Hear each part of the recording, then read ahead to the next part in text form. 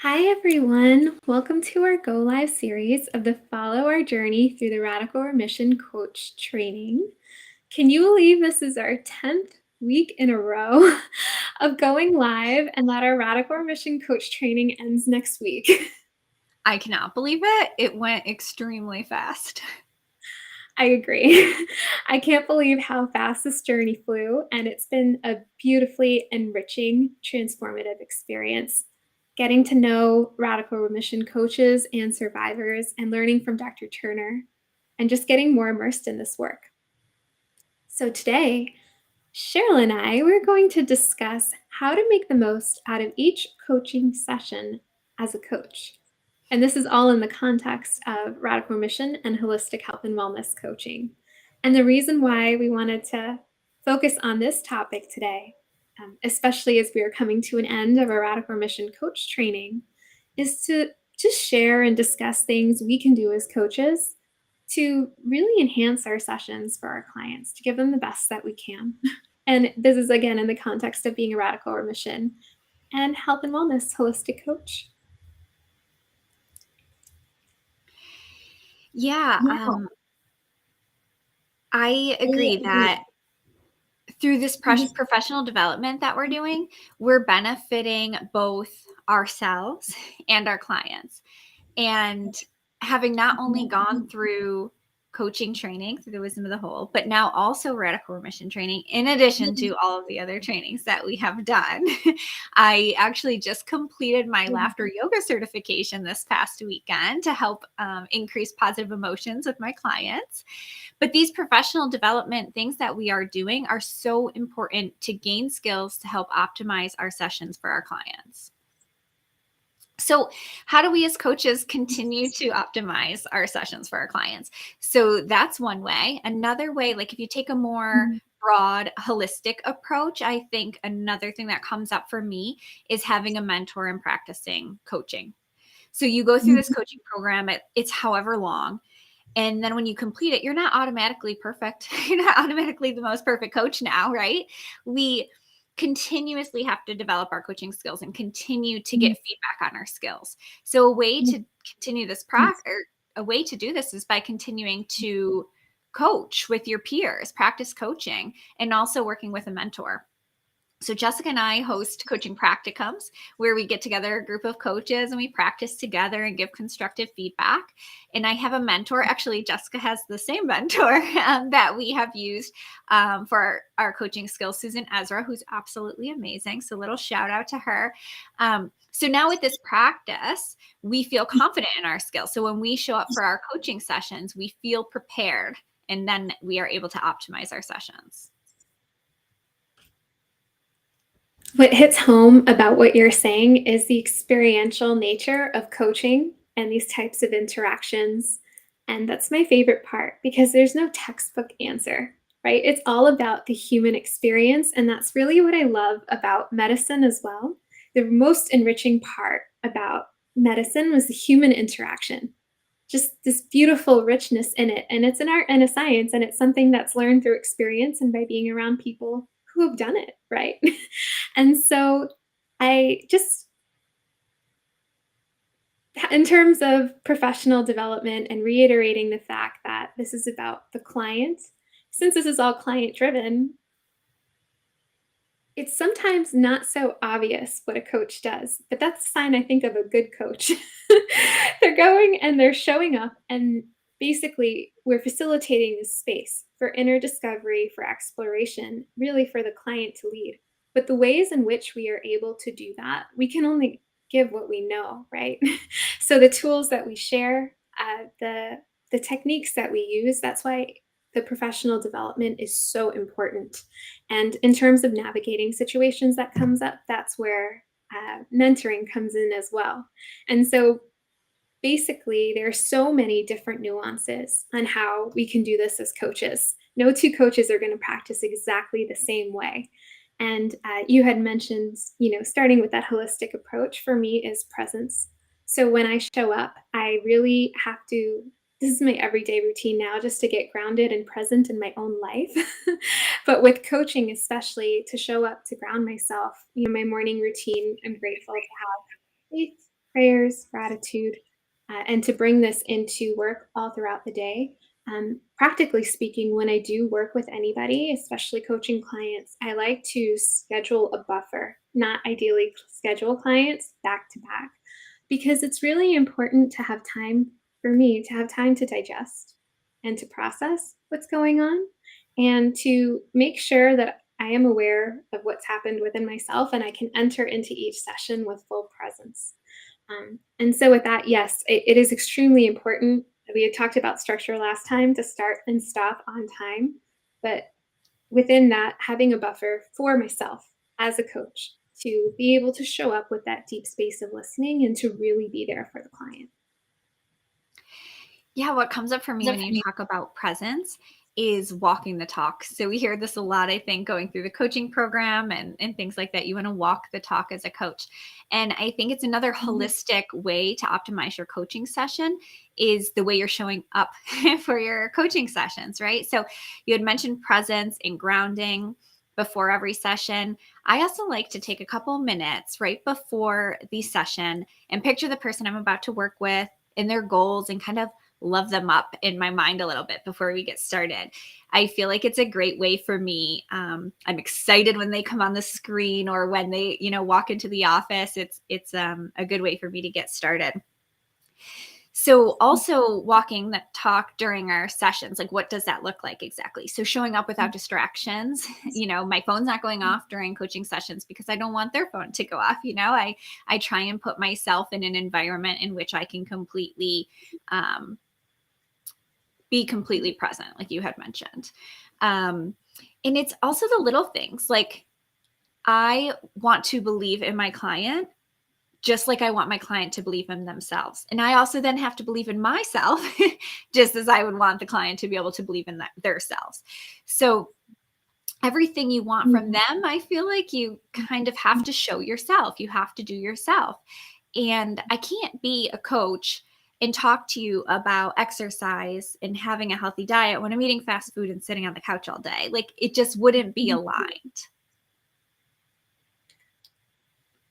Oh, you bring up so much. I really, really, really appreciate the alignment because, for years, just in becoming a healthcare professional, going through medical school and becoming a physician, I feel like that was something that came from inside almost every day, multiple times a day, was and it's not just in medicine. I feel like it's in so many, it's just in life. And this is a universal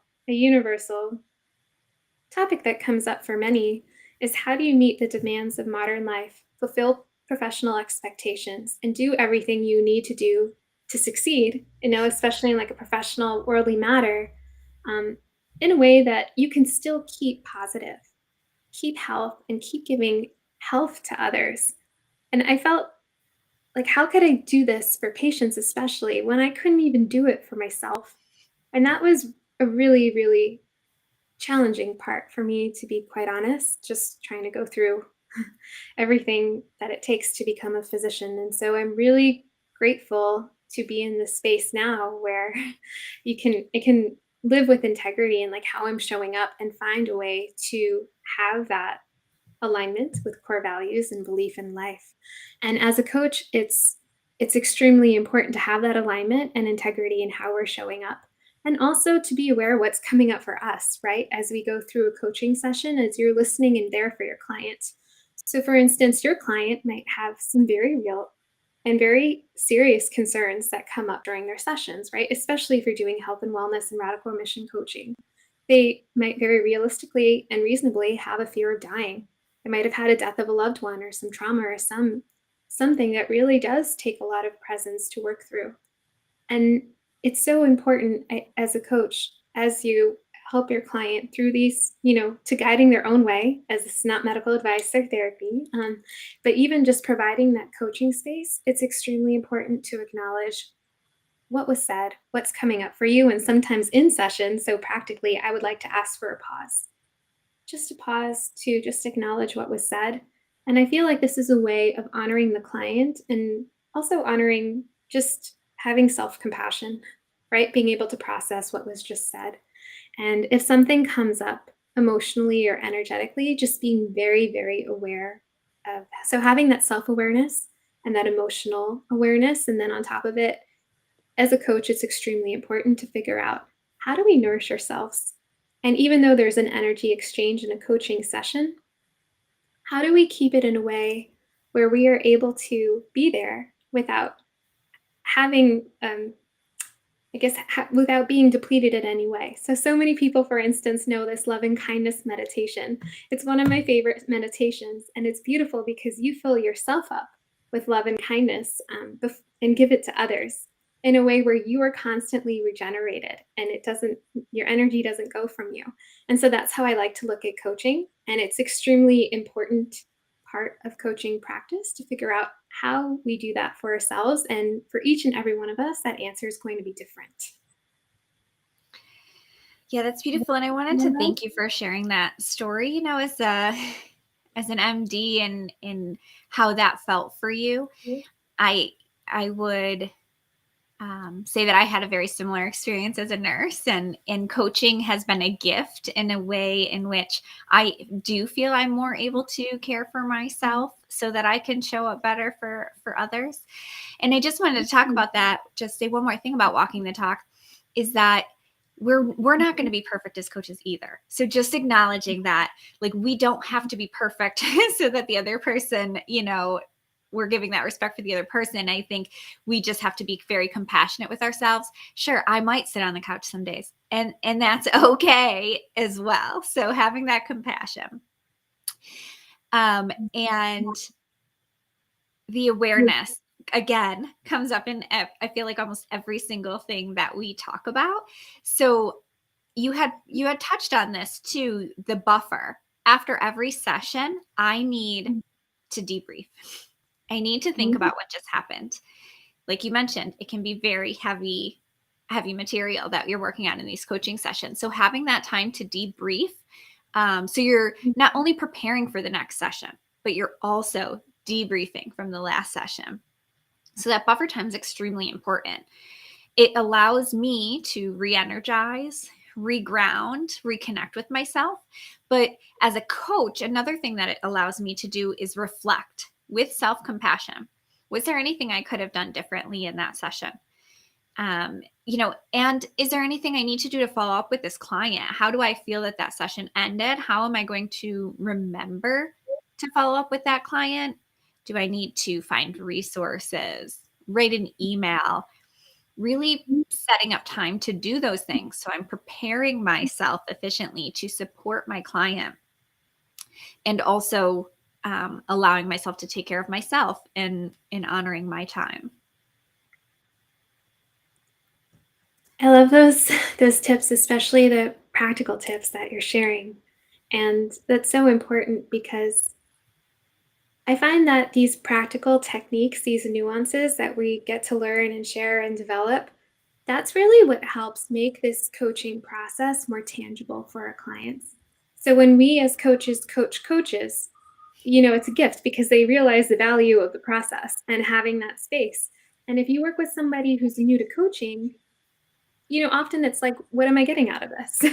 And just having the expectations be clear that what you are getting out of this is from you, right? It's your goals, your whatever direction is, whatever you want to work on. But still, it's important to have very real, I don't want to say outcomes because we're not focused on outcomes, very real points, I guess, very real points where the client can look at and be like, wow, this is the journey that I've come. So, like milestones, things they can see. So, for instance, after each session, having their takeaways, writing your takeaways and keeping track of it. I do love to keep an assessment in a place where we can both access it and come back to and just see, is this still where the journey is going? Have you met the goals you started to meet? So, figuring out a way to make this process, this beautiful process of inner work, into something that, yes, is a process of inner work, but something they can also really experience in their life is having a huge impact. Because that's what we want, right? That's ultimately what we want for our clients.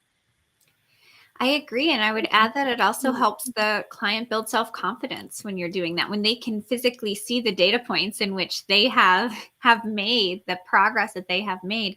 They build that self-confidence, and then they're more likely to continue to make that progress. So that's a really great point. And I think we touched on a lot of great points. only thing I have left to add is not leading or being the expert. You're not benefiting your client by leading with your own agenda. Just keeping in the front of your mind that the client is the expert on themselves. And the client is the one that should be leading the session. Sometimes this can be very hard, especially it was for me. And I think it's coming from being a healthcare provider or a registered nurse. My whole job was to fix problems. Everybody just wanted me to fix all of their problems for them. And even as a caregiver before becoming a nurse, it felt the same way. So to step back from that now and not try to fix anybody's problems, but allow them the space in which they can solve their own problems, that was difficult for me at first. And it was once that finally clicked for me that my clients were like, the sessions just seemed so much more efficient, and the clients were having way more aha moments. So it was very humbling for me to learn. And so that's another thing I just continue to remember: the clients know best.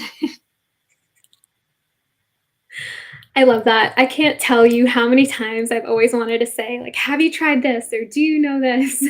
And sometimes in coaching sessions, I feel like I have two sides, like on either side of my ear. Like one is an angel, and the other is a devil. No, I don't want to say devil. The other one is like a yapping puppy, kind of like just barking and saying, like, you know this, like that energy, cute energy, wanting to go and just very excited. And this is like an internal space where it happens. I come to this space of listening and this space of silence because each and every time, just like what you said, Cheryl, I am so humbled by what the client comes up with. And their answer is the only answer that matters. And so each and every time, it's even something like diet or exercise or something that might be health and wellness related. The answer usually is something different than that, like having to do with social support or working through an emotion or something that only the client knows. And even in all of our best interest, how could we get there? So I think that's a beautiful place to the last thing you said, that was the last thing you wanted to add, that is a very, very good point to add. And that just everyone has this innate intelligence, right? Intelligence. It's just the only thing with that is sometimes in a coaching session. So we talked about health and wellness coaching and how everyone has different skills. So it's completely okay to ask your coach to serve as a consultant. They can put on a consultant hat or a coaching hat. And sometimes during a session, I will ask the client for permission to share. But through practice, I have just become very mindful to ask permission and to allow the client to facilitate, not facilitate the space for the client and really focus on them rather than anything that's coming up for me. And sorry, lastly, just being very, very clear. So if someone does ask me for any consulting, like what my expertise is, because it's not serving as a healthcare provider or as therapy in any which way, it is just as coaching and sharing educational information. Wonderful. Yeah. So to summarize the things that we talked about today: walking the talk and being present with your client, having a mentor and practicing your coaching skills, continuing your professional development, not leading or coming from your own agenda, honoring this process for you also as a coach and being compassionate with yourself, and having that emotional and self-awareness and alignment within you. So we would love to hear from you. Please let us know what you do to optimize your sessions for your clients. Thank you so much. And so we're closing that. With that, it ends our session for today. And next week is our last week of this Radical Remission Coach training. And so join us. We're excited to wrap up and share how we're going to continue this work, including the excitement that soon we will be able to offer Radical Remission Coach training and workshops and bring this work out into the community. And we are also excited to continue our social media journey in this Radical Remission work by getting to know other coaches that we met along the way and having them share their work and their stories too. So we are so excited for what's to come and for what is, and for this opportunity to share this with you. Yes. Thank you. Bye. Bye.